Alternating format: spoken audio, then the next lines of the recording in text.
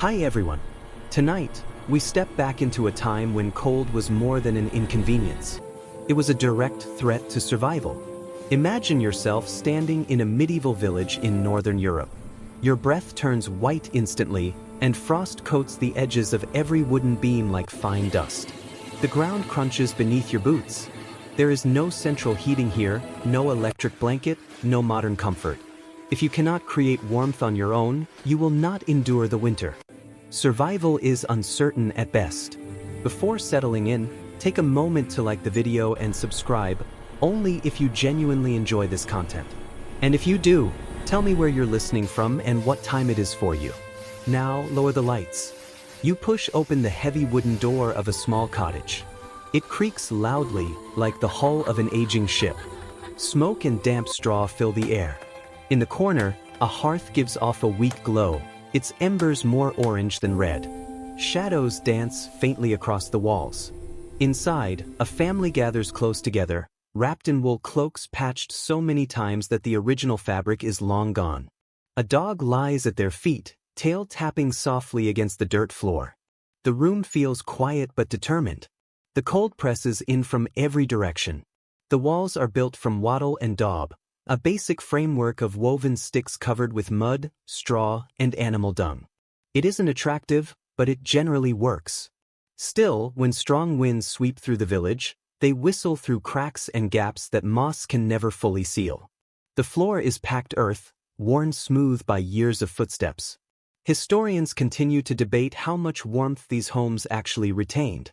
Some argue the interior was barely warmer than outside. Others suggest that low ceilings and constant smoke helped trap a usable pocket of heat near the hearth. You imagine crouching closer to the coals, where the air feels slightly less harsh. You run your hand along the rough beam above the doorway. It is dark with layers of soot, its surface polished smooth by countless hands over generations. In a world without insulation or glass windows, comfort came from closeness, tight spaces, shared body heat, and designs shaped by necessity. There is something deeply human in that approach, a form of ingenuity that modern life rarely requires. Outside, the landscape fades into white. Snow piles against the cottage walls, and sound feels muted, as though the land itself is holding still. Somewhere, a rooster crows at the wrong hour, confused by the endless gray light. You pull your cloak tighter, though it offers little real protection. The wool scratches your skin, but that discomfort is expected. In the village square, smoke rises from several chimneys, twisting upward before disappearing into the sky. A blacksmith's hammer sounds faintly in the distance, slow and steady, a rhythm of survival rather than production.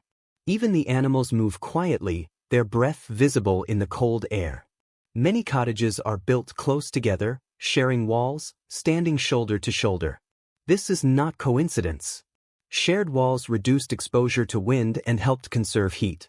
Here's an important detail.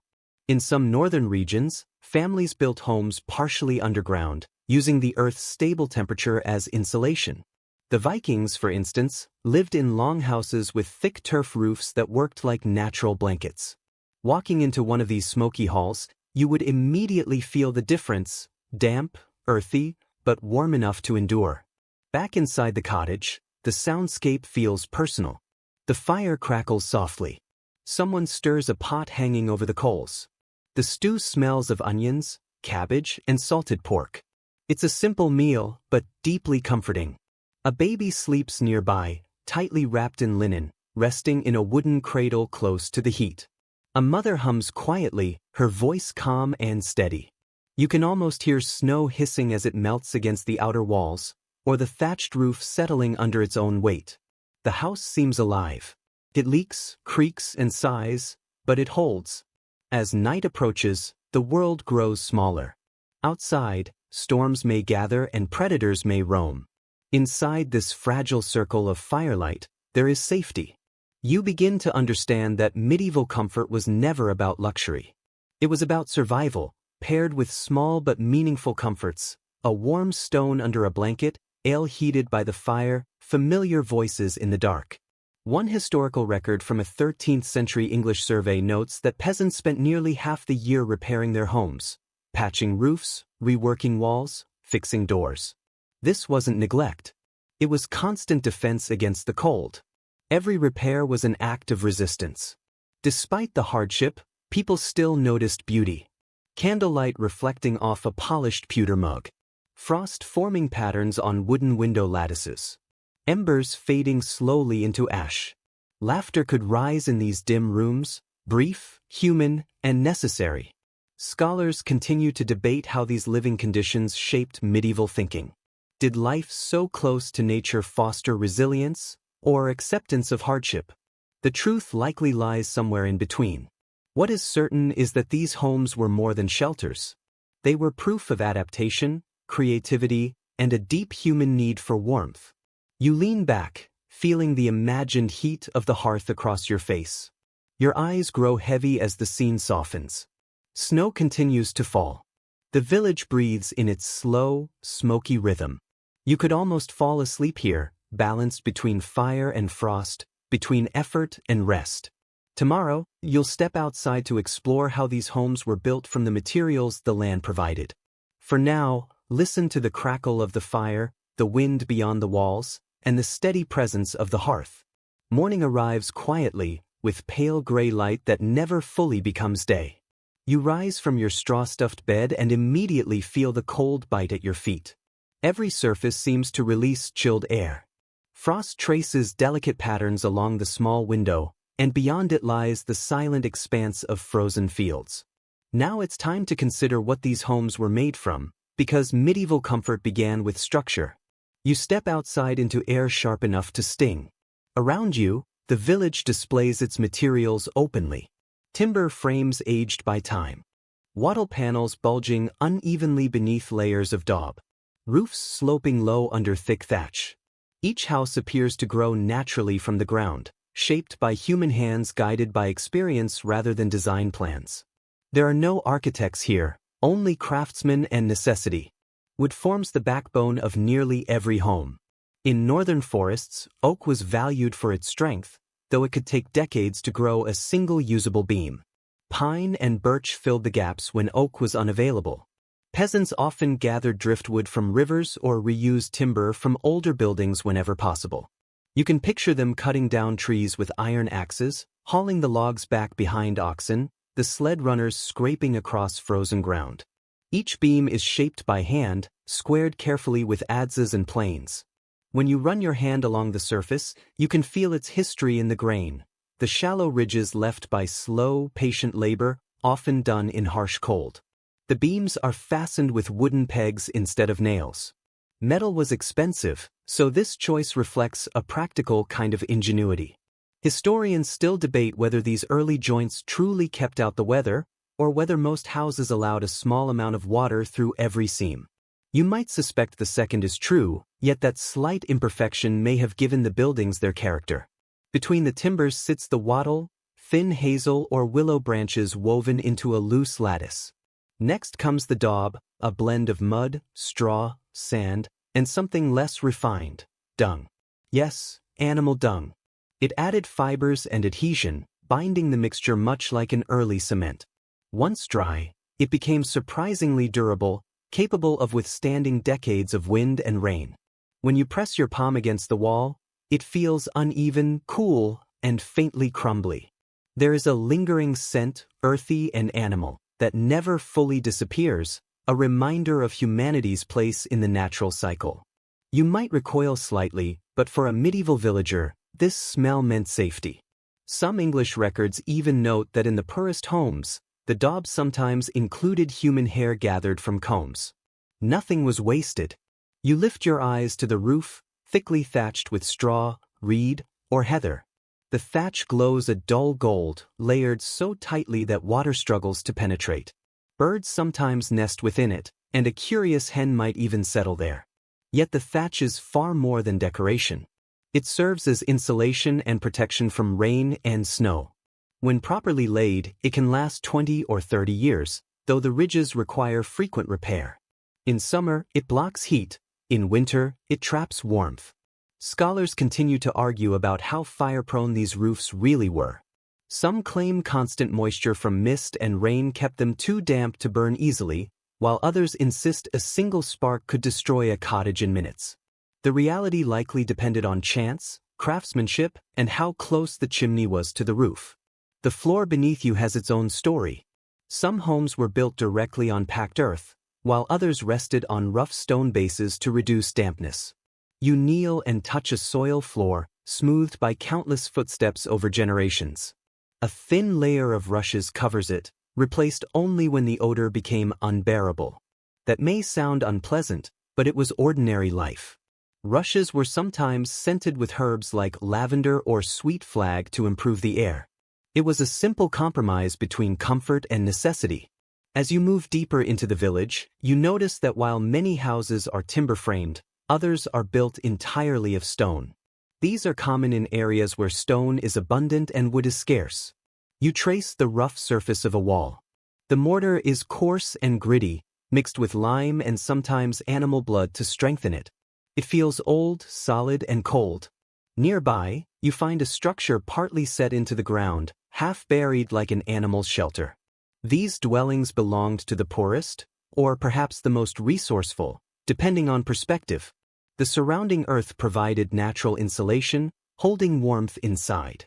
You duck into the low entrance and feel the change immediately. The air is still, slightly damp, carrying the smell of soil and smoke. A dog watches you calmly from the shadows. Every region shaped its homes to match the land. In the north, thick walls and low ceilings conserved heat. In Mediterranean areas, open courtyards and wide hearths allowed air to flow freely. Even within a single village, each house reflected its own solution. You can sense a quiet rivalry, whose roof leaks less, whose hearth smokes less, whose floor stays dry the longest. There is something deeply human in this variety. Each home, no matter how modest, represented a personal calculation of survival. You begin to admire their resourcefulness. These buildings were not based on manuals, but on memory, observation, and shared experience. Someone learned that dung bonded better with clay than sand. Someone else noticed that moss between beams reduced drafts. Small discoveries became traditions, passed down like family recipes. You stop beside a stack of logs piled neatly against a wall. They are damp, heavy, and valuable. Each one represents hours of cutting, drying, and hauling. Fuel meant everything. Without it, a house was nothing more than a frozen shell. That subject belongs elsewhere, but it reinforces how closely shelter depended on the land. A lingering debate among historians concerns the color of these homes. Today, we imagine dull brown huts, yet traces of pigment found in medieval plaster suggest some walls were painted in bright reds or yellows. Picture a winter morning village where, instead of gray mud walls, splashes of ochre and lime wash glow against the snow.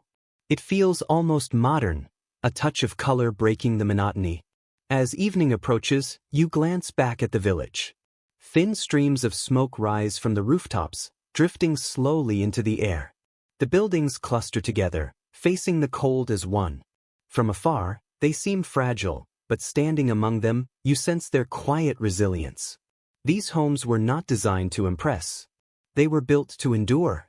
Snow begins to fall again, soft and steady, wrapping the village in silence. You pull your cloak tighter, aware of the lessons hidden in wood and earth. It almost feels as if ancient hands are still at work, their rhythm of survival embedded in every beam and stone. Morning light later slides weakly across the frozen roofs as you walk the lanes once more. Your breath still fogs the air, but now you notice how carefully these homes meet the ground and rise toward the sky. In the medieval world, a house's survival depended as much on what lay beneath it as on what stood above. The ground was both ally and threat, damp and shifting, ready to steal warmth if ignored. You crouch and run your fingers along a foundation. The stones are uneven, sometimes set without mortar, more puzzle than precision. They rest directly on soil that freezes and moves. Some stones glisten with frost, others are dusted with pale moss. These foundations are low, rarely higher than a knee, yet they are essential. They lift the house just enough to keep water out. Peasants lacked fine materials and trained builders, but they understood what mattered most. So they built through instinct and shared community knowledge. Historians still argue about how effective these simple foundations truly were. Some believe they made little impact, allowing moisture to rise and rot the wooden posts anyway. Others think they performed surprisingly well, especially when paired with sloped floors and thick layers of rushes indoors. It is easy to picture villagers debating the issue themselves, one insisting on stone, another trusting the insulating warmth of packed earth. You pause to study the roof lines. Each roof reflects the land it comes from. In colder northern areas, roofs are steeply pitched to shed snow. In gentler climates, they slope less sharply, making it easier for someone to climb up and repair the thatch when needed. Some are held down with stones or wooden pegs to keep the straw in place against winter winds. A faint rustle reveals a sparrow nesting in a corner, a quiet reminder that warmth draws all living things. The roof serves more than protection from rain or snow. It provides insulation. Thatch layers can reach nearly 2 feet in thickness. Beneath them, an inner ceiling of woven branches or wooden boards traps rising smoke and keeps heat inside. When you look up inside one cottage, the rafters are dark with soot, their surfaces smoothed by years of smoke and time. There is no chimney, only a small opening or adjustable louver in the roof, opened when the smoke becomes overwhelming. The air feels dense and warm, almost like breathing through cloth. One detail often surprises modern visitors. Medieval ceilings were rarely flat. They slanted, dipped, and curved under the weight of years. Builders lacked precise measuring tools to enforce symmetry. Yet those uneven beams gave homes an unexpected beauty, a softness that straight lines could not create. Lying down at night and looking upward, the warped wood seems almost alive, arching protectively overhead. The floor beneath you has its own story. Most homes had earth floors, while wealthier families might install oak or elm planks. Wooden floors kept feet somewhat drier, though gaps allowed cold air to slip through. To soften the surface, people spread rushes, straw, or herbs. Records describe rush-covered floors scented with mint, marjoram, or lavender. Those aromas likely blended with smoke and stew, forming an earthy scent tied to daily labor. You bend to pick up a piece of rush. It snaps easily, whispering as it breaks. In larger houses or castles, floors were often stone. That may sound impressive until you stand barefoot on one. The cold cut straight through you. Wealth provided space and status, but not always warmth. Comfort came from layers, thick rugs, animal skins, and wooden platforms raised above the stone. You might admire noble stone halls, yet on a winter night, the smoky peasant hut feels far more humane. Outside, you notice how houses lean inward, their walls bowed by centuries of frost and thaw. Some are braced with rough beams, others patched with fresh daub that has yet to dry. The village behaves like a living organism, always under repair. When storms tear away a roof, everyone helps rehatch it. When frost splits a wall, neighbors arrive with mud to fix it. Building here is not a single event but an ongoing cycle, shaped by seasons and shared effort. You stop beside a newer-looking house, its wood pale and unfinished. Its builder used a technique known as crook framing. 2 curved timbers meet at the top, forming an arch similar to a whale's ribs. This design supports the roof and spreads weight evenly, even on soft ground. Historians still debate whether the method began in England or France, but it spread widely, valued for both strength and elegance. Following the curve of the beams, you realize this form would influence architecture for centuries. Below the surface, the ground serves more purposes than expected. In colder regions, people dug cellars beneath their homes to store root vegetables and salted meat, safe from frost. The air down there smells of soil and salt, steady and enduring. You imagine someone descending with a candle wrapped in cloth, the flame flickering as cold air rises from below. The house becomes more than shelter. It is a layered system of survival, warmth above and preservation beneath. Scandinavian folklore adds an intriguing detail. Some believed in burying charms or small animal bones beneath foundations to protect homes from frost spirits. Whether superstition or reassurance, it shows how closely the earth was tied to medieval thought. Structure and belief blended easily in a world shaped by unseen forces. As afternoon fades, You step away from the village and climb a small rise. From here, the pattern of homes becomes clear.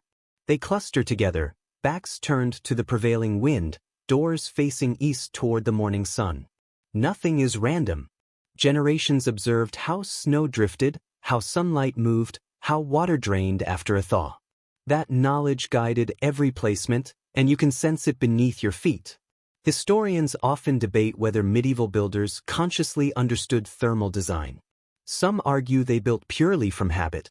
Others believe there was a quiet science at work, knowledge passed from parent to child. Both views likely hold truth. Necessity teaches quickly, often faster than theory. As daylight fades, you return to a cottage.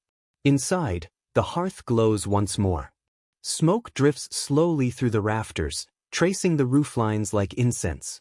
You sit on a wooden stool, feeling the gentle slope of the floor, the walls radiating warmth. Everything here feels handmade, uneven, imperfect, alive. The timbers creak softly, as if stretching against the cold, and you imagine the house breathing alongside you through the long night. In that moment, the ingenuity of these modest homes becomes clear. They were never meant as permanent monuments. They were living structures, aging with those who built them. Wood warped, daub cracked, roof sagged. Yet the houses endured. Each winter tested them. Each spring restored them. The fire crackles softly, and outside the snow begins to fall again, silent and steady. You rest your hand on the rough wall and close your eyes. You can almost sense the memory of past builders, the echo of tools, the steady rhythm of survival beneath your palm. Evening comes early in the medieval world, bringing the glow of firelight spilling from open doors. You push one gently and step inside. The air greets you with the heavy scent of wood smoke, partly burned oak, and a faint metallic note. This is the heart of the home, the hearth. The single invention that turned cold into comfort. Without it, there was no cooking, no family life, no survival. The hearth sits at the center of the room, surrounded by stones darkened by years of flame. Embers fill a shallow pit, and sparks rise slowly, casting soft orange light that dances across the ceiling. A few children sit close by with their hands stretched toward the fire, their faces flushed by the heat. Their mother stirs a pot hanging from an iron hook, and the scrape of the spoon against the metal sounds louder than the wind outside. Surviving records from the era describe fire as both a gift and a challenge. It provided warmth, cooked food, and helped keep insects away, yet it also filled homes with thick smoke. Most peasant houses had no chimneys, so fumes gathered beneath the rafters, darkening beams and walls. People adapted to this reality, living with stinging eyes and strained lungs, sometimes sleeping partly upright to breathe more easily. Local folklore notes a curious belief. Families often opened the roof vent only during daylight hours, fearing that spirits could enter with the night air. As a result, smoke built up in the evenings, coating every surface. Even so, many felt protected within that haze. You sit near the fire and listen. The crackling sound is steady and calming, as though the flames themselves are quietly telling stories. Now and then, a log shifts and sends sparks drifting upward. Someone coughs gently. The space fills with small sounds, the hiss of sap, the groan of settling wood, and the soft rhythm of a lullaby. Medieval hearths served far more than practical needs. They stood at the center of daily life. Children were baptized beside them. Bread received blessings over the flames, and the sick were placed nearby to heal. People murmured prayers to household saints or to Saint Bridget, protector of fire and home. Some burned rosemary or juniper, believing the smoke could drive away illness. Trusting scent and ritual more than physicians, families treated the hearth as a sacred place where belief and warmth came together. Archaeological evidence shows that by the 13th century, wealthier households began experimenting with stone chimneys. These early designs appeared mainly in monasteries and manor houses, where skilled masons were available. Even then, most villagers continued using open fires set directly on the floor. Soot coated their hair and stained the walls. To them, this blackened surface was not neglect but proof of life. A house without soot was seen as a house without a soul. You noticed the simple tools placed near the fire, a long iron poker, a flat stone for baking, and a narrow-necked clay pot. Each shows signs of long use, with worn edges and scorched grips. These objects carried warmth from one generation to the next. The faint smell of baked grain lingers, blending with damp wool and smoke.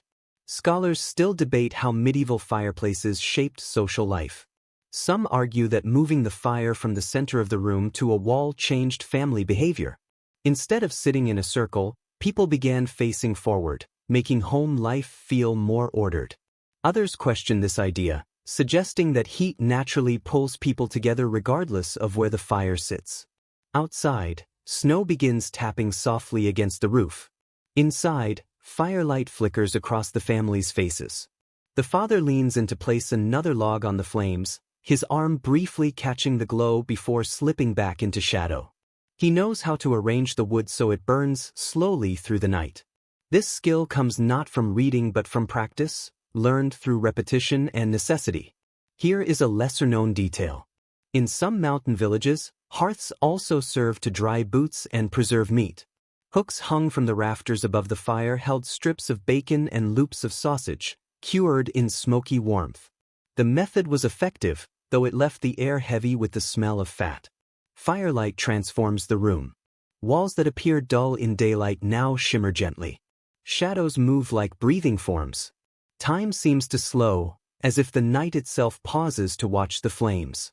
Someone speaks softly, telling a story, and you realize this is how knowledge traveled before writing became common. History moved from hearth to hearth, carried on smoke and memory. Many researchers question how efficient early hearths truly were. Experiments with reconstructed medieval homes show that much heat escaped through the roof. Yet the most important warmth was not measured by temperature but by closeness. Picture a group of people and animals gathered around one flame, sharing breath and body heat until the space itself feels alive.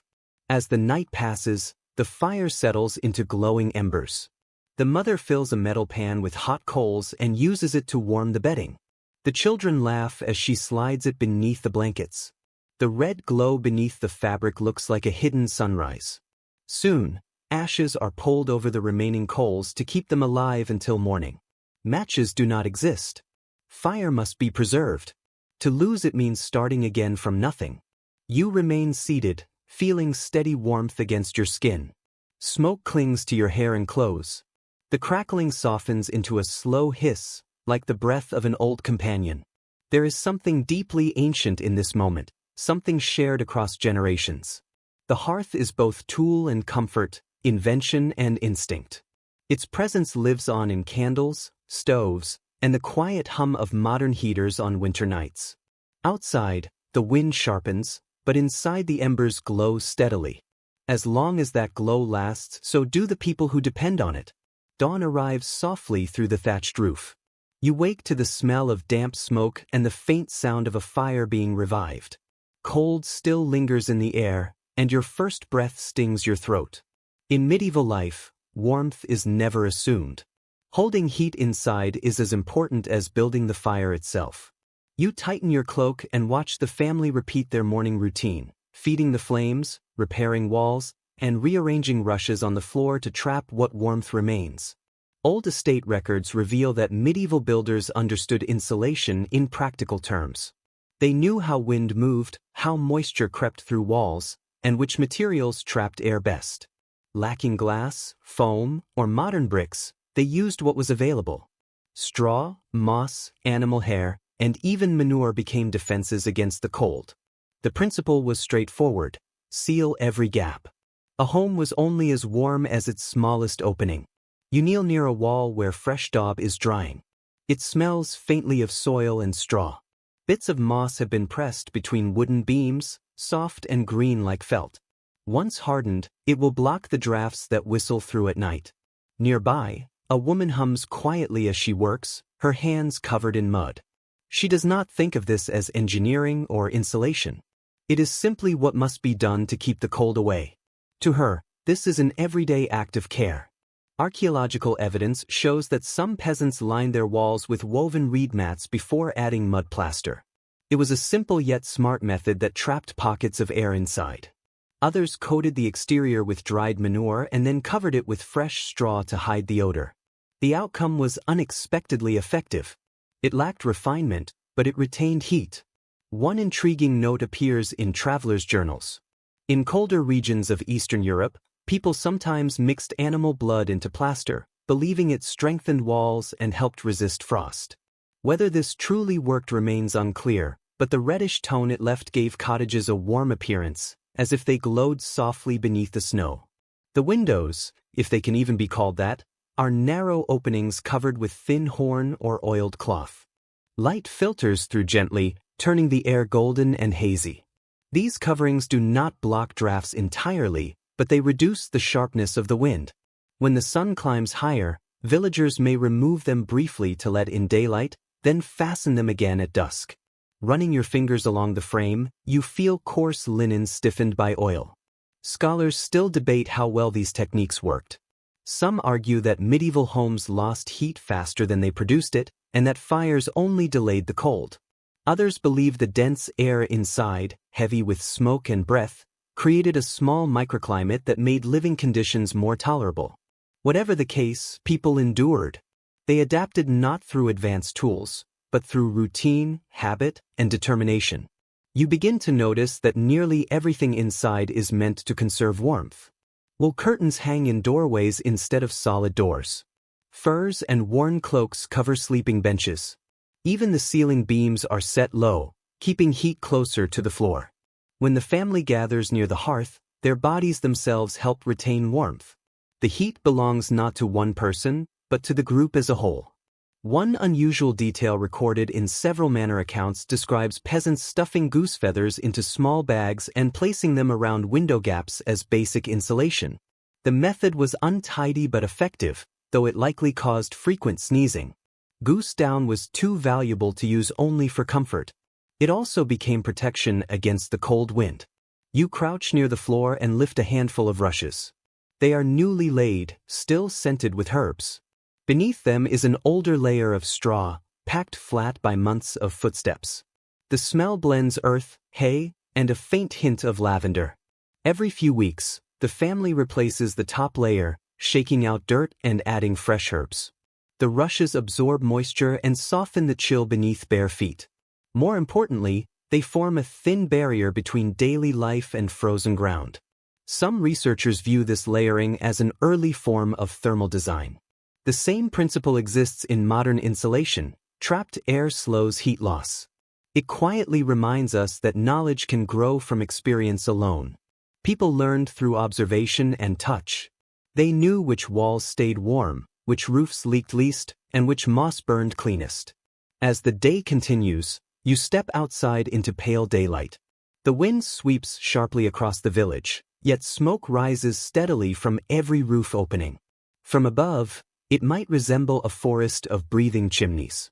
Moisture glistens on the walls, soon to freeze. You place your hand against one and feel warmth beneath the surface. Inside, the fire works steadily, pushing back the cold inch by inch. A young boy runs past carrying an armful of straw, his breath puffing like a small engine. He disappears behind a house where his mother is pressing straw into thin spots in the thatch. It is a ritual repeated over generations. The struggle between warmth and wind. The roof dips slightly, but the straw holds. Tilting your head, you can see marks from earlier repairs, a seasonal patchwork shaped by human effort. Researchers read these signs differently. Some see endless hardship, evidence that medieval life was defined by constant labor. Others see ingenuity, a cycle of reinvention driven by need. Standing here, both interpretations feel true. These people did more than survive. They created comfort from scraps and built security from smoke and soil. Evening returns. Inside, the fire glows through cracks in the wall like a watchful eye. You move closer, feeling heat on your face. The air carries scents of pine, resin, wool, and the sweetness of stew simmering nearby. A dog curls near the doorway, blocking warmth from escaping each time it opens. You realize that coziness is less than luxury and more than endurance.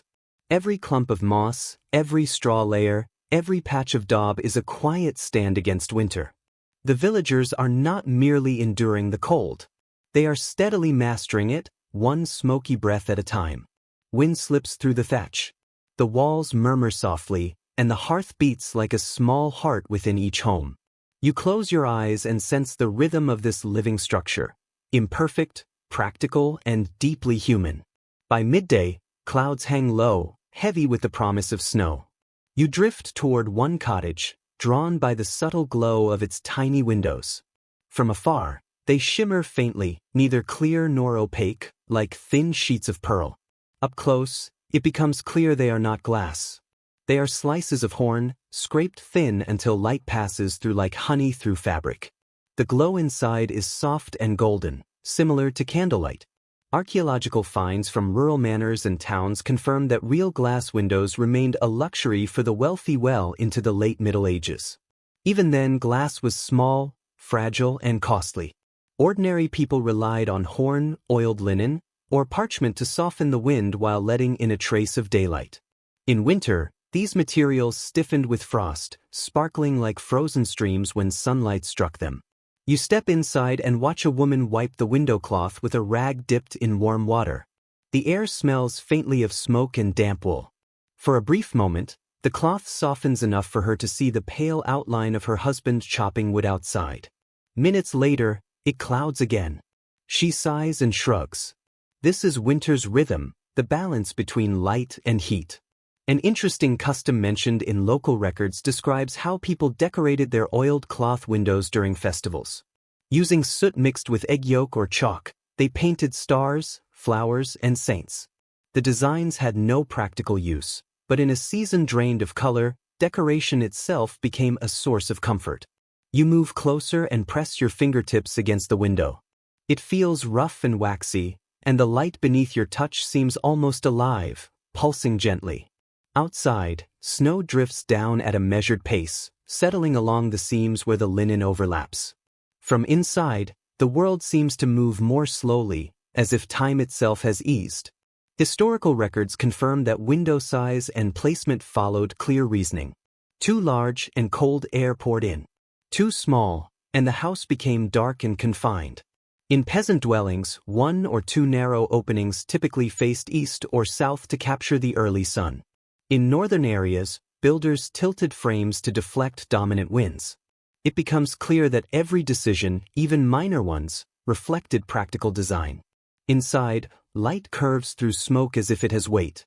The air glows softly, revealing the grain of the walls and the outlines of tools. Shadows gather in the corners, deep but calm. A baby sleeps near the hearth, his face touched by a warm, amber light. The space feels timeless, almost unchanged by centuries. Scholars still debate how medieval households balanced the need for daylight with the risk of losing warmth. Some argue that sunlight was treated as a resource used mainly during work, leaving homes dim even at midday. Others suggest families kept shutters partly open, allowing some light in despite the chill. The reality likely depended on habit, preference, and weather.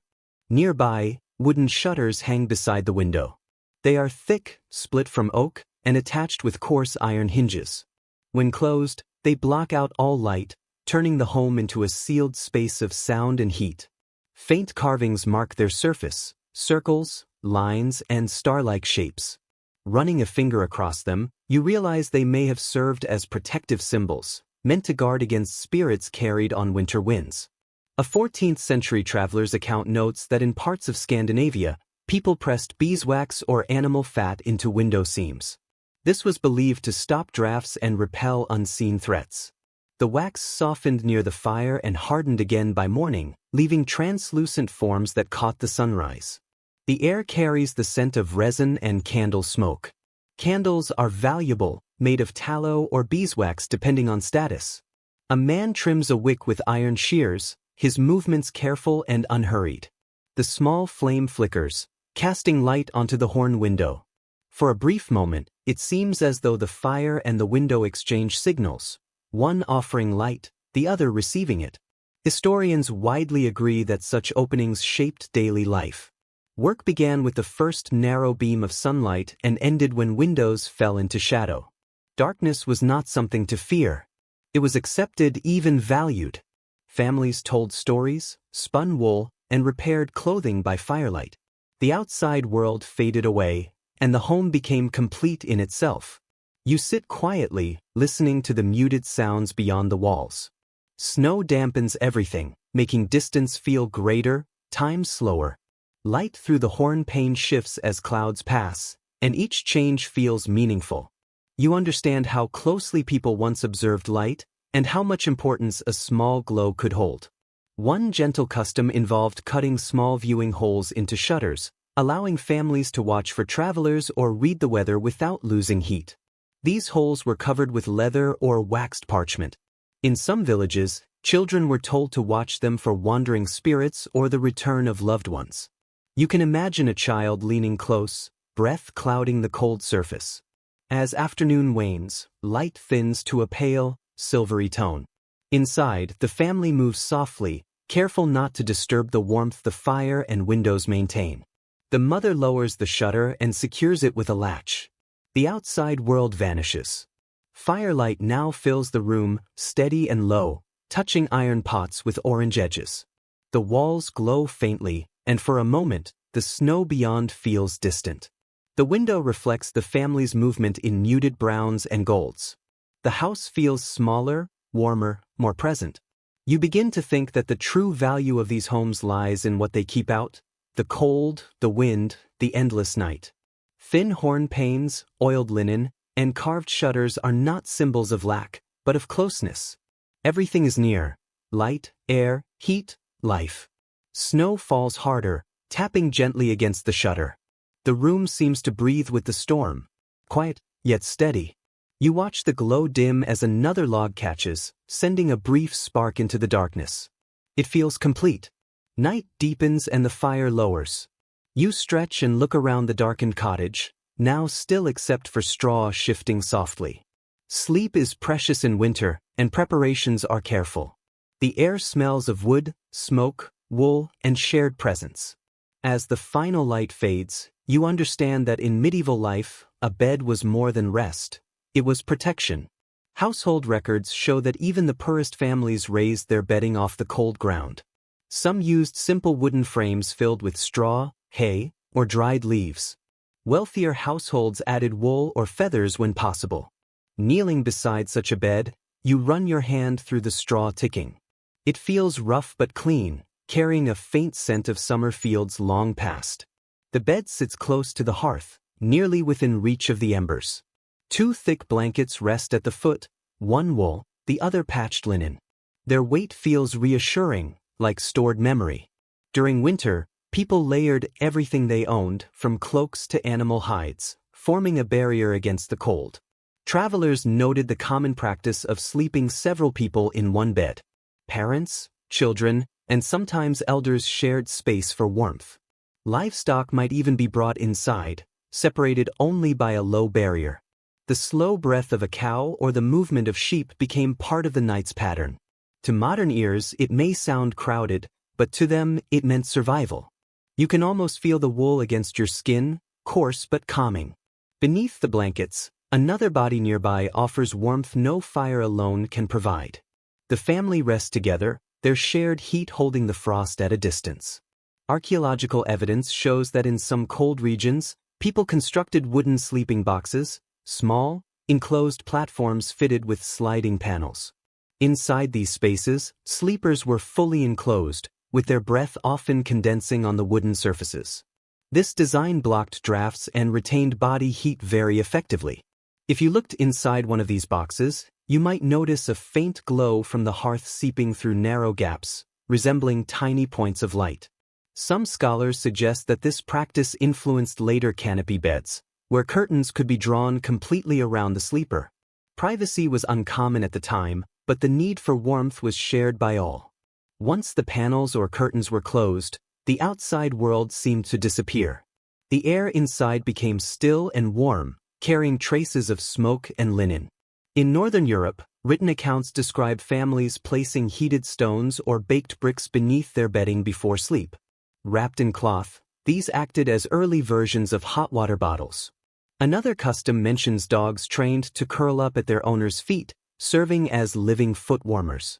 One can imagine the relief as someone settled under the covers, the dull thump of a tail nearby, and the soft crackle of a fire just beyond clear hearing. Scholars continue to debate how many hours people slept during winter. Some historians argue that sleep followed the natural cycle of darkness, occurring in two segments separated by a quiet waking period around midnight. During this interval, people prayed, checked the fire, or spoke quietly before returning to sleep. The modern idea of one long, uninterrupted rest may have been unfamiliar to them. Picture a house at midnight. The fire burns low, casting slow-moving shadows across the beams. The air is heavy yet warm. Gentle snoring rises from the bed, mixed with the calm breathing of animals nearby. Every sound seems louder, the snap of a coal, the shift of straw, the wind brushing the thatch. In this silence, the cottage feels like a small, self-contained world sealed off from the night. There is also a lesser-known detail from this period.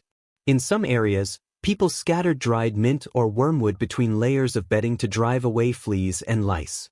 The smell would have been sharp and clean, a rare comfort when bathing was uncommon. These herbs added freshness to an otherwise smoky environment and perhaps offered a small sense of dignity during hard times. Looking up toward the ceiling, one might see droplets of condensation shining in the firelight. Moisture from many bodies and the warmth of the hearth met the cold above, forming beads of water that occasionally fell with a soft tap. Over time, this sound became familiar, like rain on fabric. Many researchers believe that group sleeping was not only practical but also emotionally important. In lives marked by short days and constant labor, sharing warmth at night offered more than physical comfort. It reinforced belonging and shared survival in a world that often felt harsh. In this way, every bed functioned like a hearth. As the fire fades, the air cools slightly. A father gets up, adds another log, and checks the door latch. His actions are quiet and routine, repeated countless times. He pauses briefly to listen, making sure everyone is safe, then lies back down. The firelight reflects in his tired eyes. The dog moves closer to the warmth and exhales deeply. Outside, snow continues to fall, the flakes so fine they resemble drifting ash. The roof creaks now and then, releasing a light dusting of powder through the thatch. Inside, everything is soft: straw, wool, breath, and silence. Drowsiness sets in, guided by steady warmth and calm. This reflects what comfort meant in the medieval world: not luxury or ease, but survival through closeness. A home was more than walls and timber, it was the shared presence of many lives under one covering. Memories of such nights seem to echo across centuries, preserved in our continued search for warmth beside others. Even now, with electric heating and sealed rooms, the fire flares again, briefly lighting faces resting in sleep. Outside, the village remains still, each house glowing faintly through shuttered cracks. In this quiet moment, it becomes clear why people endured the cold at all. It made warmth meaningful. Morning arrives with the sharp silence that follows a hard frost. Stepping outside, the fields shine beneath a layer of silver, every blade of grass coated in ice. Smoke once again rises from cottage roofs, drifting into a sky so pale it resembles parchment. Inside, the hearths must already be burning, because without constant care, the fires would have gone out overnight. In this world, staying warm meant keeping the fire alive. Surviving manor records and tax rolls show that wood was among the most valuable resources of the medieval year. Communities measured wealth not only in coins, but in stacks of timber stored behind homes. A family with enough wood for winter was secure. One that fell short might not survive until spring. The demand for fuel-shaped landscapes, trade routes, and social relationships. Forests were protected as carefully as treasure. Along a path at the village edge, a man cuts fallen branches with a slow, even rhythm. His axe strikes the wood with a sharp sound in the cold air. Each swing releases the clean scent of sap, promising warmth in the months ahead. His hands are red from the cold, his breath steady and visible. He pauses only to rub his palms together before continuing. Gradually, the pile beside him grows. Archaeological research shows that medieval people burned many types of fuel, adapting to what their environment provided. In wooded areas, oak, ash, and beech were valued for their long, hot burn. On open plains, people relied on peat, a dense brown turf cut from marshes and dried in the sun. Peat smoke was heavy and earthy, clinging to clothing for days. In some coastal settlements, dried seaweed was burned, its sharp smell mixed with salt and brine. One notable detail from 13th century England involves households sending servants to gather fallen branches after storms, known as windfall wood. By law, this would belong to the lord, but peasants often collected it secretly at night, wrapping rags around their feet to soften their steps. Being caught with an armful of sticks could lead to fines or worse. Even warmth carried danger. Historians see this focus on fuel as more than simple need. It formed a seasonal rhythm. In spring, families cut and stacked logs to dry over summer. In autumn, they checked their supplies, split thicker pieces again, and repaired coverings over wood piles. Winter was the trial. Each log burned marked one more day closer to spring. An account from Icelandic sagas even describes families measuring wealth not by animals, but by fire days, the number of days they could afford to keep a fire burning. A single log might be split into thin strips to make it last longer.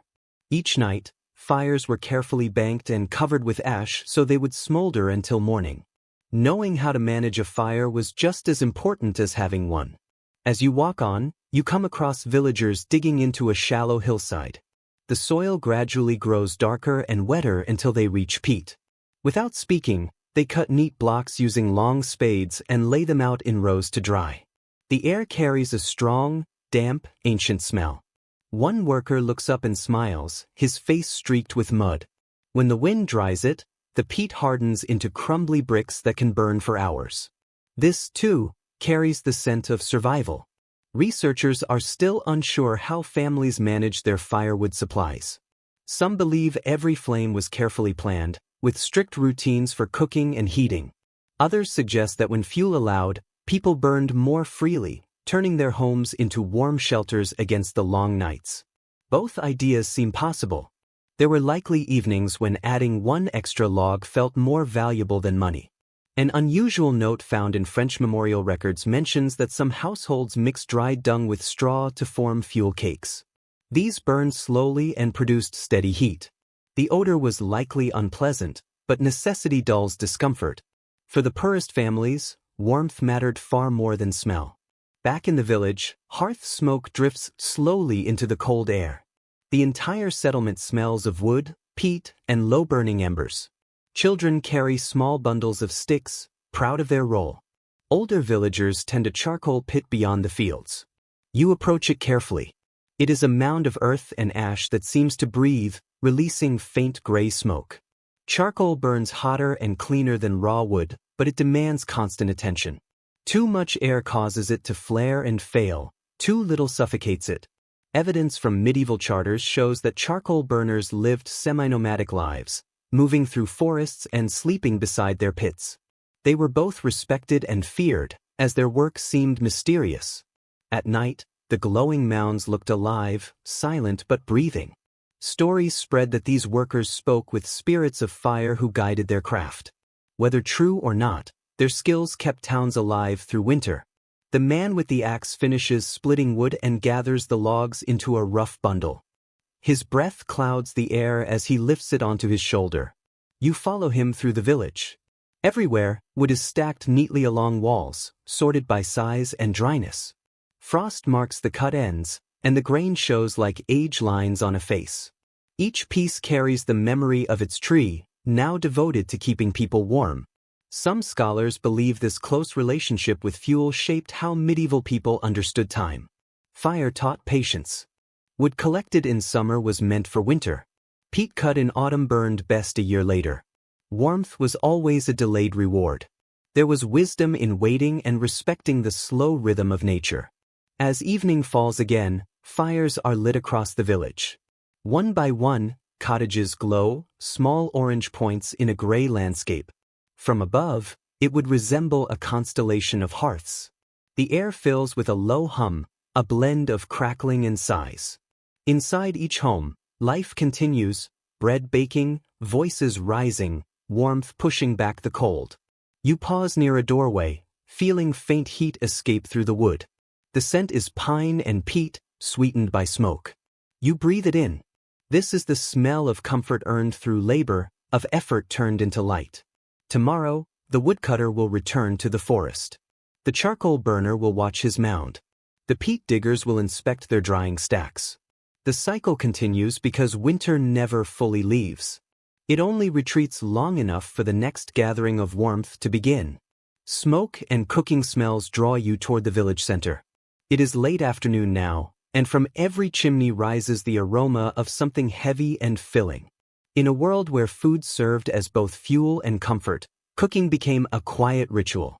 You step inside a house and warmth rolls over you in waves. The fire is well fed. A pot simmers, filling the room with the steady pulse of survival. Medieval household records show that winter meals were usually cooked in a single pot hanging from a chain above the fire. This cauldron was a constant presence in every home. Into it went whatever could be found: barley, cabbage, leeks, beans, salted meat scraps, or dried peas. As it cooked, it thickened, becoming less soup and more stew. The same pot might last for days, replenished as supplies ran low. Some chroniclers joked that village stews were older than the children who ate them. You crouch near the hearth and listen to the soft bubbling. The smell is thick, smoky, and faintly sweet. Each burst of a bubble sounds like a breath released. The cook, a middle-aged woman with work-worn hands, lifts the lid and stirs with a wooden spoon shaped by countless fires. She tastes, adds a pinch of salt from a pouch at her waist, and gives a small smile. Comfort lies in repetition. Archaeological studies of soot on hearthstones show that cooking fires burned almost constantly during winter. When flames faded, embers were covered with ash, still hot enough to restart the fire by morning. This continuity made the kitchen the center of daily life. Each day began and ended with shared warmth. A light-hearted note from monastic kitchens describes cooks using bread as both plate and spoon. These trenchers were thick slices of stale bread that soaked up juices. Once too soft to hold, they were fed to pigs or given to the poor. Nothing was wasted. A child enters carrying water from the well, her cheeks red from the cold. The water steams as it nears the fire. She pours it into the pot, and a sharp hiss fills the room with sound and scent. Even the noise feels nourishing. Experts still debate whether medieval cooking was dull or surprisingly varied. Some argue peasants survived on endless gruel and pottage. Others point to surviving recipes that list herbs, spices, and even imported items like pepper or saffron, used sparingly. It is likely that even modest homes experimented with flavor when harvests allowed. You can almost taste a stew thickened with rye flour or the sharp earthiness of leeks gathered before frost. One final detail stands out. In some northern villages, families saved the layer of fat that cooled on broth and reused it as fuel for lamps. The same vessel that sustained them by day also lit the night. The notion that a meal could glow as well as nourish carries a quiet poetry. The cooking area is a balance of order and clutter. Hooks, skewers, and iron tripods sit close to the hearth. Flat stones are used for baking, while clay pots rest in the embers to slowly cook grains. The aroma of fresh bread mixes with smoke, creating a scent strong enough to halt any traveler. Bread is essential here. Every loaf reflects effort, time, and flame. In more prosperous homes, baking happened in shared village ovens. You picture it clearly. Women arrive with dough wrapped in cloth, exchanging news as they wait for heat, marking their loaves with simple designs so they can identify them later. That space must have felt inviting, both physically and socially. An old, mostly forgotten custom suggests people sometimes left small offerings near ovens to ensure successful baking.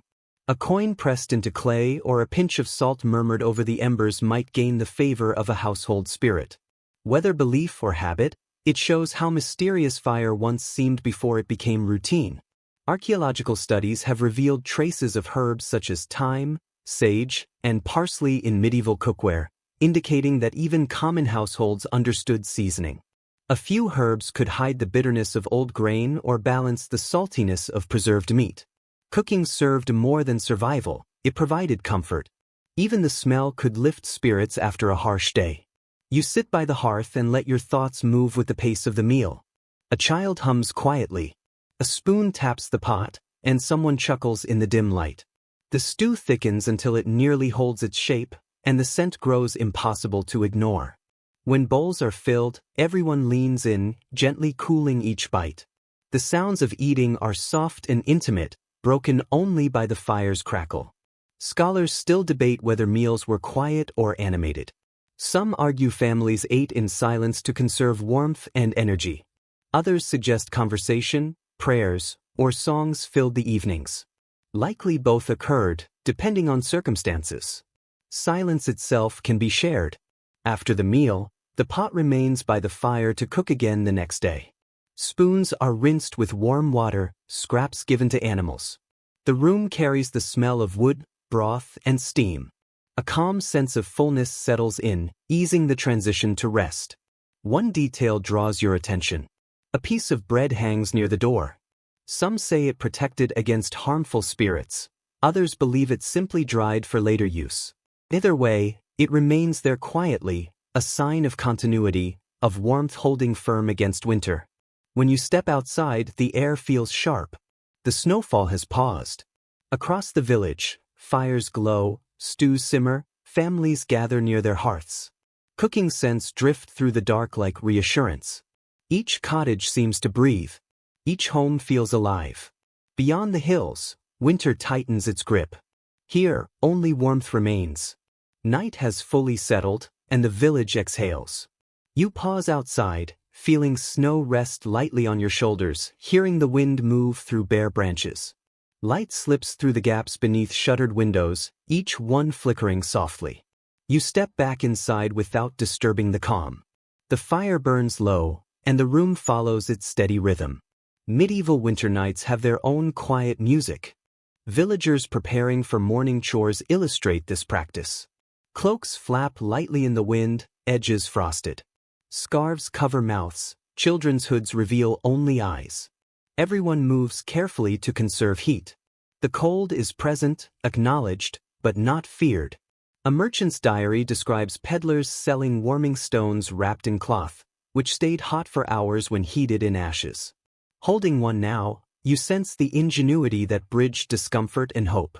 Archaeological finds of fur-lined gloves and woolen caps confirm that layering extended even to extremities. Hands were crucial, and frostbite could ruin work. A farmer's rough sheepskin mittens and a noble's embroidered gloves shared the same purpose, to preserve touch and function. Winter fashion defined social boundaries yet united people in shared need. The poor might envy silk-lined cloaks of the wealthy, but all endured the same biting cold. Warmth was the universal language, spoken through cloth, fur, and wool. As afternoon wanes, villagers return indoors, cloaks hanging beside the hearth, steaming gently. The smell of wet wool drying fills the air, not unpleasant, but a sign of endurance and life resisting the chill. Household accounts reveal garments passed down through generations, repaired repeatedly. A child's winter cloak might once have belonged to a grandparent, each patch holding memory, each stitch a story. Hands mending fabric by firelight created warmth woven into history itself. As night falls, wrapping an imagined cloak around yourself evokes its weight, layers, and the prick of wool against skin.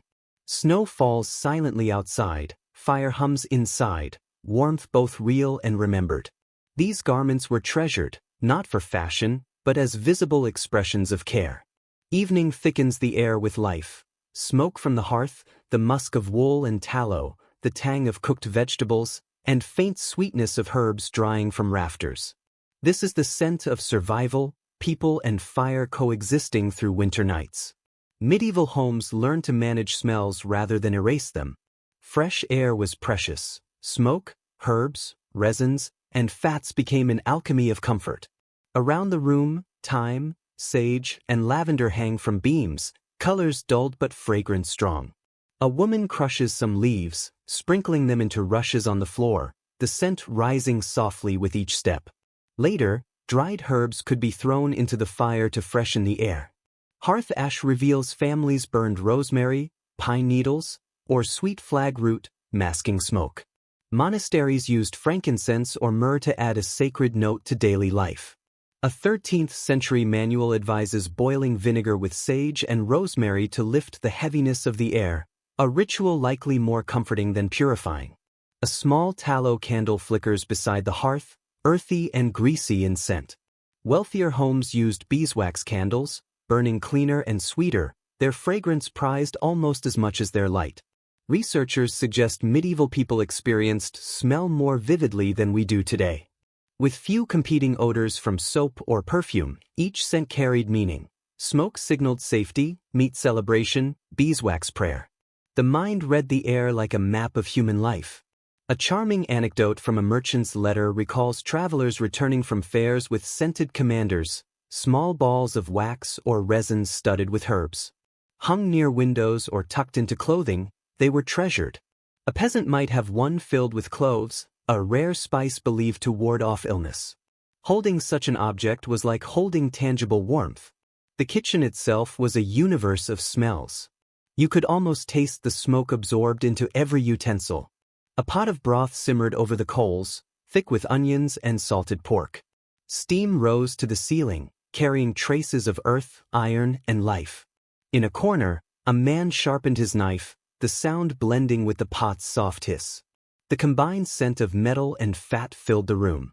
In rural England, an unusual superstition involved tossing bits of bread crust into the fire while cooking, believing the rising smoke carried away sickness. One can imagine someone repeating this ritual night after night, perhaps skeptical, yet unwilling to stop. Scholars have debated whether such aromas, smoke, herbs, wax, food, were oppressive or comforting. Some argue the air was unbearable, while others see it as the scent of home, learned in childhood, symbolizing safety. Standing there amidst that invisible tapestry of smells, both could be true. Taverns near monasteries once scented ale with heated pine resin during the coldest months. The sticky sweetness flavored the drink and filled the air with a sharp, clean aroma. Patrons would leave smelling of both smoke and resin, a double warmth. A glance toward a bed in the corner shows a straw mattress faintly smelling of hay and sweat. Above it hangs a sachet of dried lavender and mint, stitched from scraps of cloth, a small gesture of comfort in a smoky world. When the breeze stirs it, the fragrance drifts softly through the room. Modern reconstructions of medieval homes reveal that, despite the smoke, the air rarely stagnated. Fires, wall cracks, and open roofs created slow circulation. Smoke clung to hair and clothing, but it also dried meat, cured hides, and kept insects away. What we might call stench, they likely called safety. Breathing in deeply, the scent is layered and alive. Each note tells a story: pine from the firewood, thyme from recently harvested fields, tallow from the animals sustaining the household. Every breath reminds you that nothing went to waste, that even the air held memory. The fire pops softly, sending another puff of sweet smoke. A candle wavers, its wick nearly spent. The room glows with a faint haze, blurring outlines into gold and gray. This is medieval coziness. Not clean, not sterile, but alive with the scent of everything sustaining it. Stepping outside, the night air bites at your face. The hearth scent clings to your clothes like a second skin. Behind you, the house exhales another curl of gray into the sky. It is not unpleasant, it is home breathing. The deep night freezes the stars in place. Sitting quietly by the fire, you notice sounds your eyes cannot see. In the medieval winter, silence was vast, and every creak, crackle, or sigh of wind carried meaning. The house itself spoke in whispers, comforting or strange. Diaries and rural accounts show villagers judged weather by their home's sounds. Moaning timbers meant frost tightening its grip, rustling thatch hinted at approaching storms. Cold made everything musical, even the snow, with faint crunches or distant groans as it shifted on the roof. Closing your eyes, you focus on the hearth. Wood hisses as moisture escapes, a rhythm like distant breathing. Occasionally, a log splits, and embers tumble softly to the stones. The fire becomes its own language, signaling when to feed it and when to rest. Above, the roof murmurs as the wind curls around it, a low sigh mixing with thatch flutter and straw shifting in the rafters. Beams creak slowly, stretching like tired limbs, part of a symphony of survival, the voice of a living structure bearing the weight of winter. Archaeologists have found tiny burn marks along medieval beams, called ritual protection marks. People believed wood cracking could be caused by mischievous spirits, so they scorched patterns to quiet the house. Perhaps superstition, perhaps comfort, an attempt to make the building less mysterious. A Welsh folk tale even describes families thanking their homes aloud at night. Sleep well, old bones. In their minds, a home was a companion needing kind words to remain strong. Whispering it yourself, the creaking seems to pause for a heartbeat, as if listening. Outside, the wind shifts. Through the walls, it slides along frozen ground and snowdrifts. Distant animals call, dogs bark, owls hoot, cattle low. Every sound carries weight, signaling that life continues beyond the walls. Even in the cold, the earth is never still.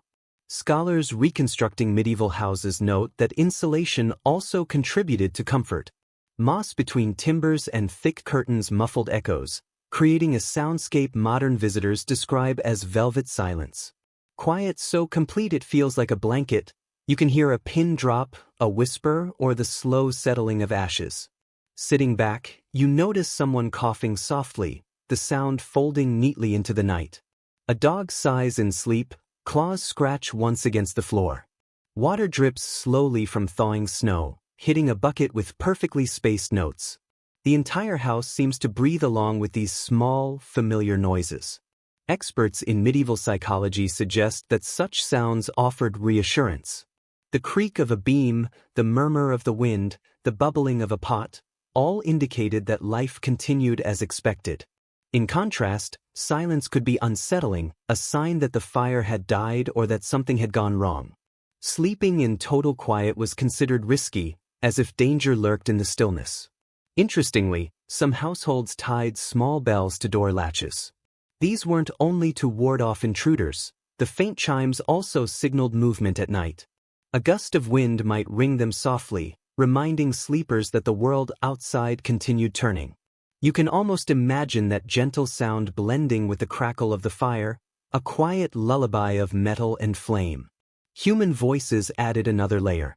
Families spoke softly at night, partly to conserve energy, partly because loud sounds felt out of place. Whispered prayers, a child murmuring in sleep, or a story half told before drowsiness took over, all created a rhythm that matched the pulse of the hearth. Words floated in the warm air like slow-moving smoke. Some experts argue that medieval people perceived sound more deeply than we do today. With fewer distractions, their ears attuned to every nuance. A change in wind direction, the crack of ice, the sigh of livestock. They could distinguish a log collapsing naturally from one signaling danger.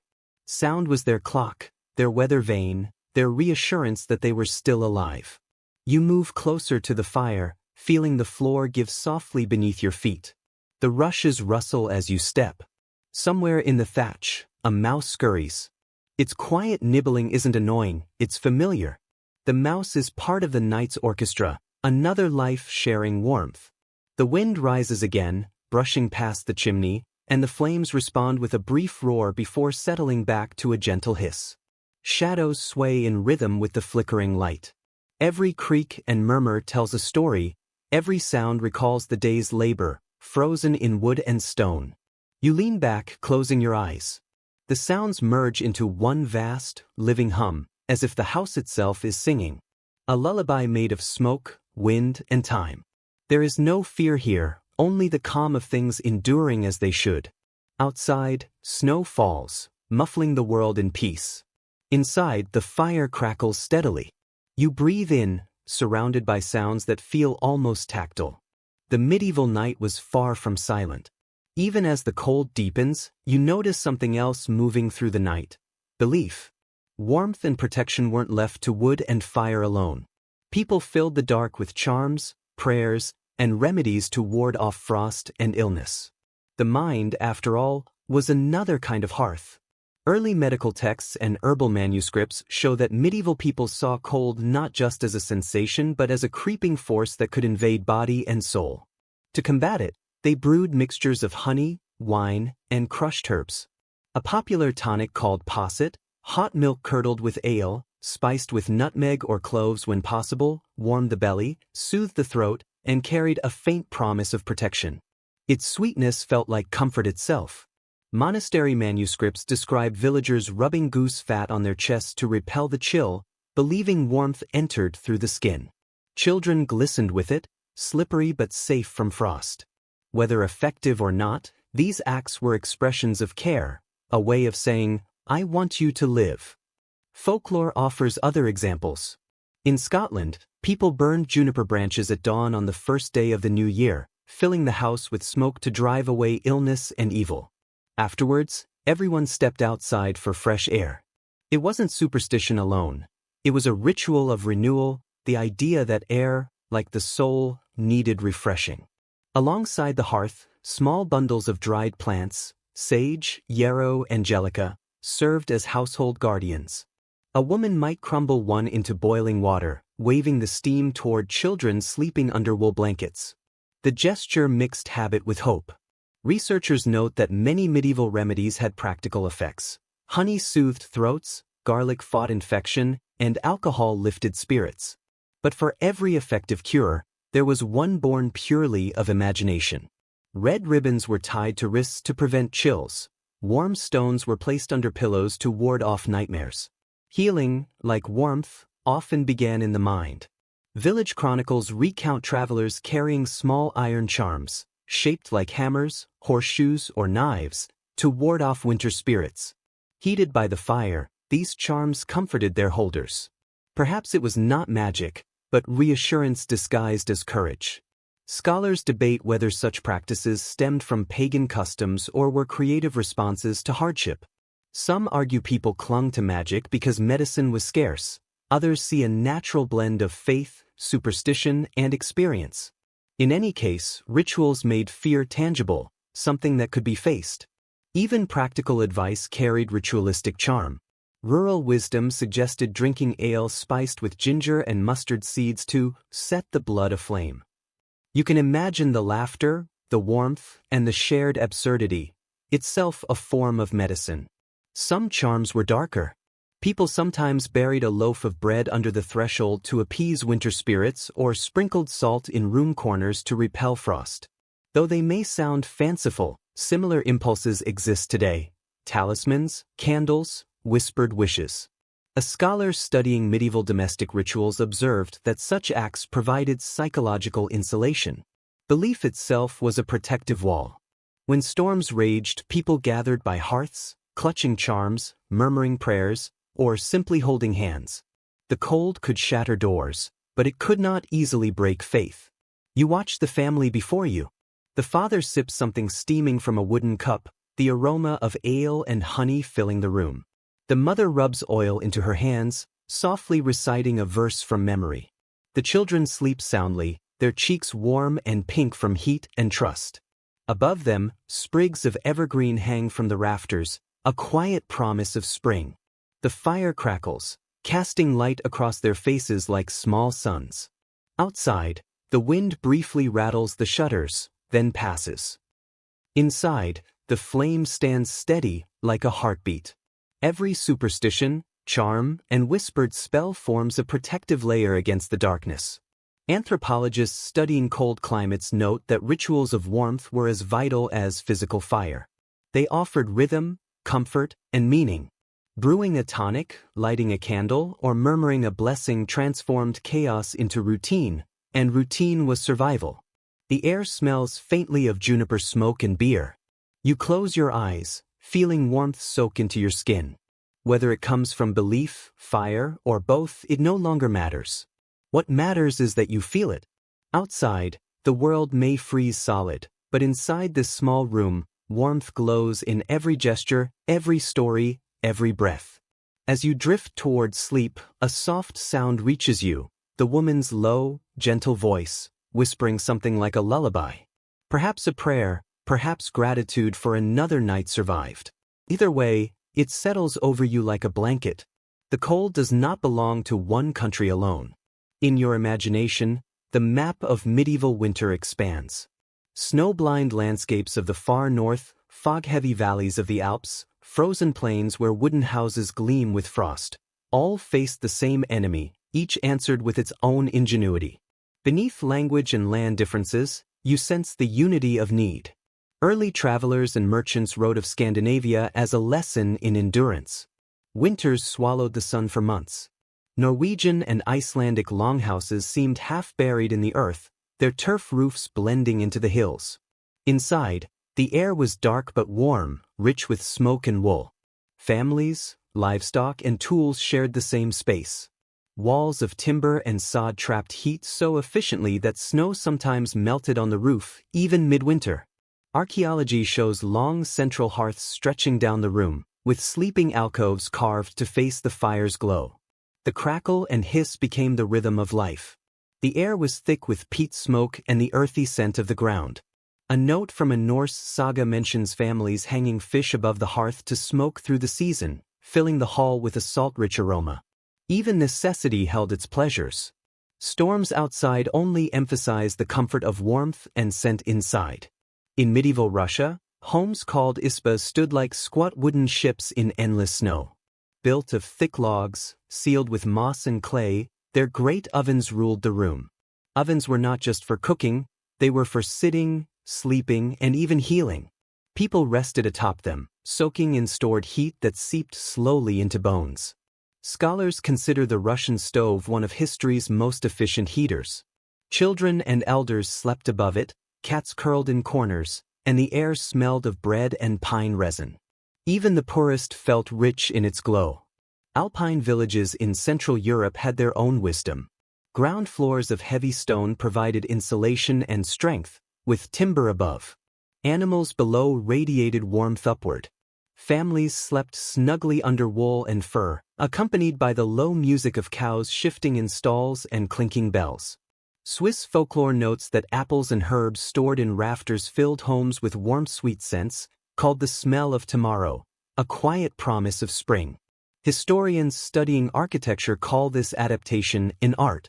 Each terrain produced its own rhythm of warmth, low ceilings, shared spaces, thick walls, and the magic of fire.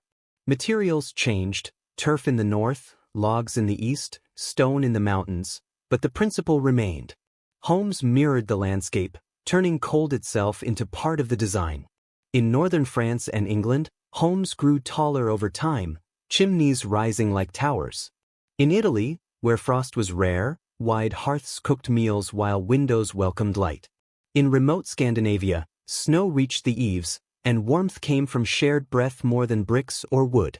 The details differed, but the spirit was the same: make do, hold fast, and keep the flame alive. A Finnish custom illustrates this perfectly. Families carried glowing coals inside hollow logs when traveling between villages, ready to rekindle a fire at journey's end. Warmth became a talisman, proof that home could be remade wherever the spark survived. Architecture often reflected belief. In Russia, the oven was sacred. In Scandinavia, the hearth was tied to ancestors and household luck. In Central Europe, a fire burning through Christmas night was said to keep the devil at bay. Tending a flame protected the soul as much as the body. Now, imagine these distant homes, glowing against endless dark, a Norse hall alive with voices, a Russian izba filled with quiet laughter, an alpine farmhouse wrapped in snow. Smoke rises from each, curling skyward like prayers in different tongues joining one silent chorus. Scholars note that winter shaped communities as much as geography. Where cold was harshest, cooperation was strongest. Northern villagers shared wood and labor. Mountain towns built barns and roofs together before snow fell. One warm fire was often the work of many hands. As the night deepens, you sense the threads connecting these distant worlds, the same instincts, the same gestures, stacking logs, tucking in furs, lighting lamps, whispering goodnight to the fire. Across mountains and seas, the pulse of human warmth continues steadily. Outside, the wind carries scents of resin, salt, peat, and smoke, as though all the old homes breathe together. Closing your eyes, their stories blend seamlessly.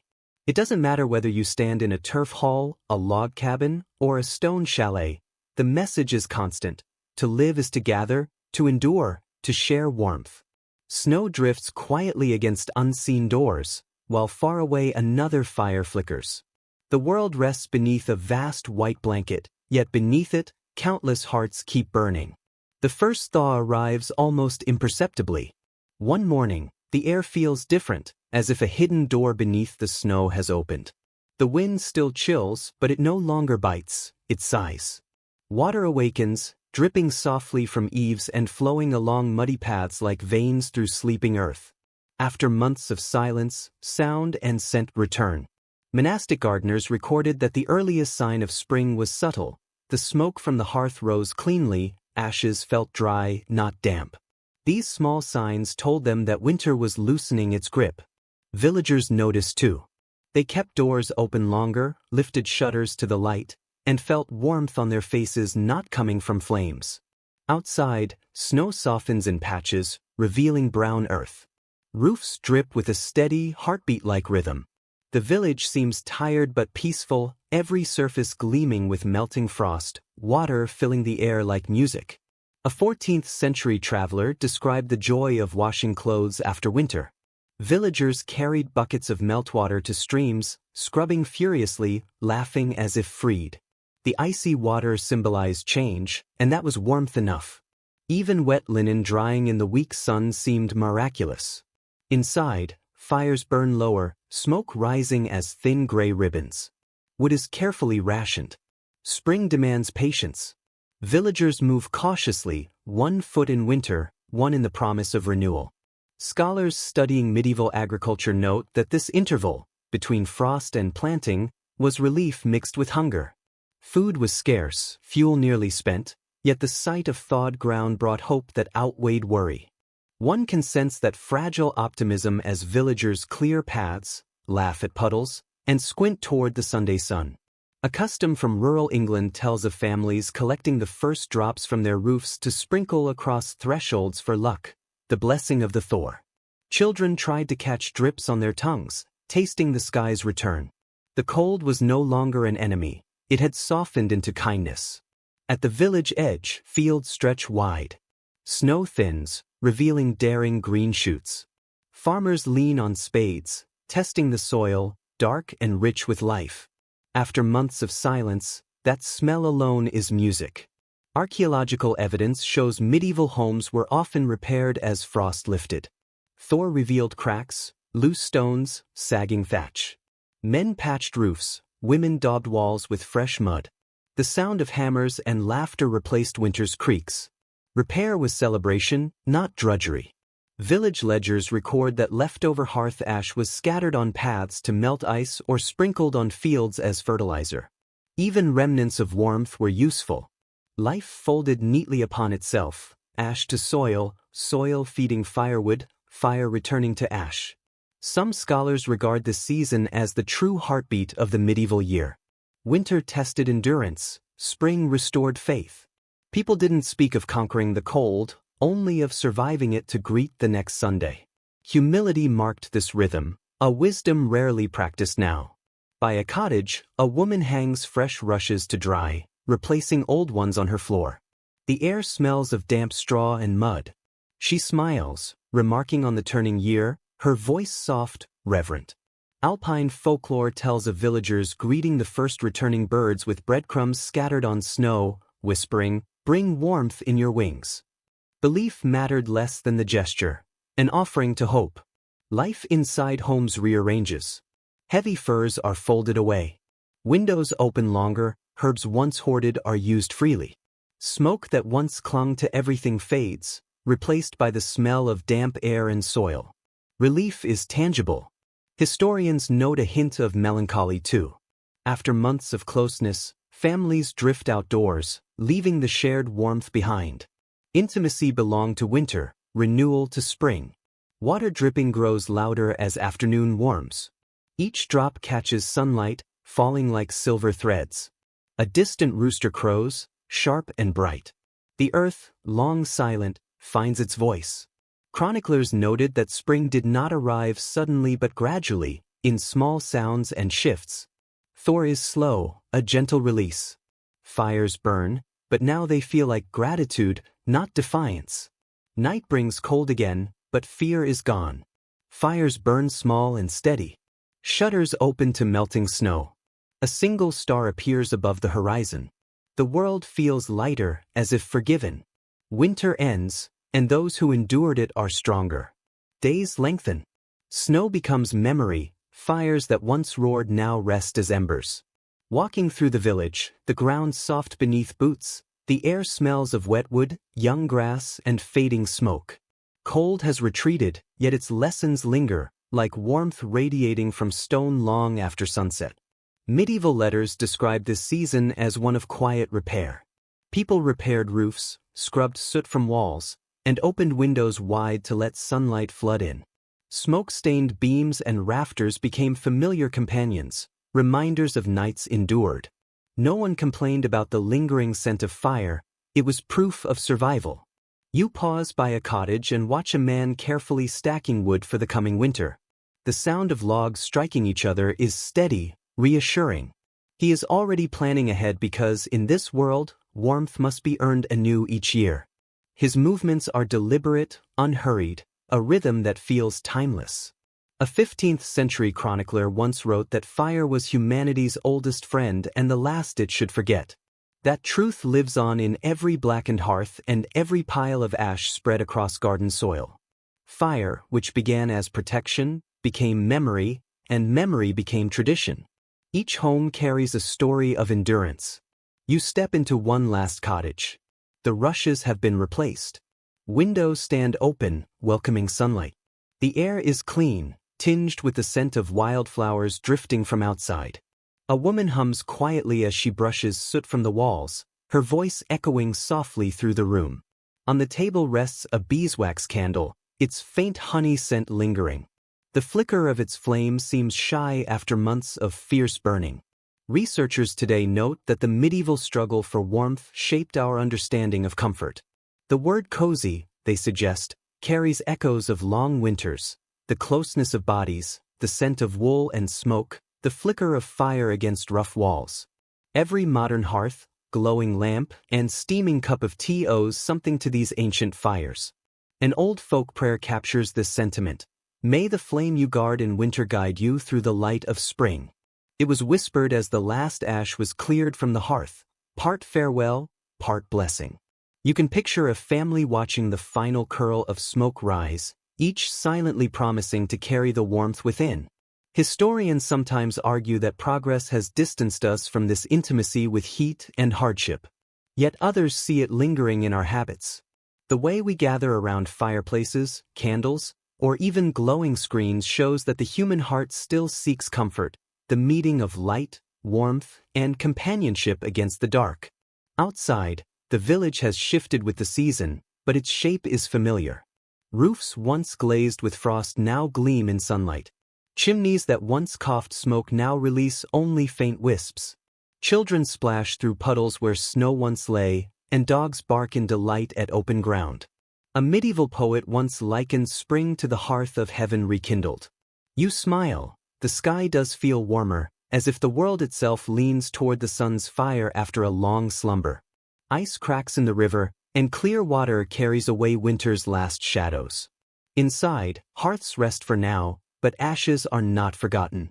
People still touch the stones with reverence and speak of how fires burned brightest during the harshest nights. Warmth was more than temperature.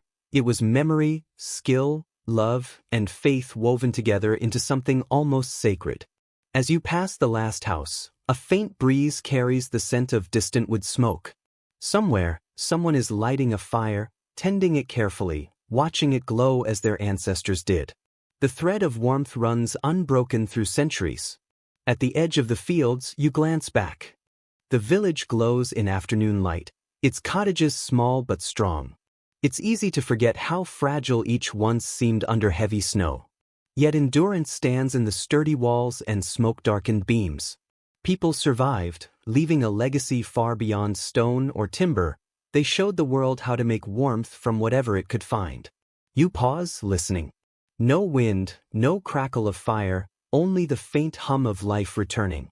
Ice has passed, but the feeling of the hearth remains, glowing quietly within. And as light fades, you understand the lesson of medieval winter. Warmth is not only built but shared, not only kept but remembered. The story quiets, as all nights eventually do. You feel the trace of fire's heat on your skin, though the flames are gone. Outside, snow melts into dark soil, the final breath of winter sliding away. The air is soft and clean, full of promise. Let your thoughts drift back through your journey. You have walked through smoke-filled cottages, stone halls, monasteries humming with quiet prayer, and villages glowing with laughter. You have heard the creak of beams, the sigh of wind, the slow heartbeats of fires that kept families alive. Every ember was a thread linking you to those who came before, to hands that built warmth from soil, wood, and will. The world has changed, but the need to gather close, to feel safe beside light, remains. Even now, the glow of a lamp or soft hum of a heater carries the same comfort. Inside each of us, a small medieval hearth still burns, whispering that cold can be endured, that light is worth tending. Breathe slowly. Let calm settle around you like wool. Picture the old villages fading into twilight, fires burning down to ash, stars appearing overhead. People sleep, fields rest, night exhales in peace. You have reached the quiet part of history, where warmth is no longer struggle but memory. Keep it with you as you drift to sleep, the faint crackle of wood echoing in your mind. Good night, traveler of time. The fire waits. Boys.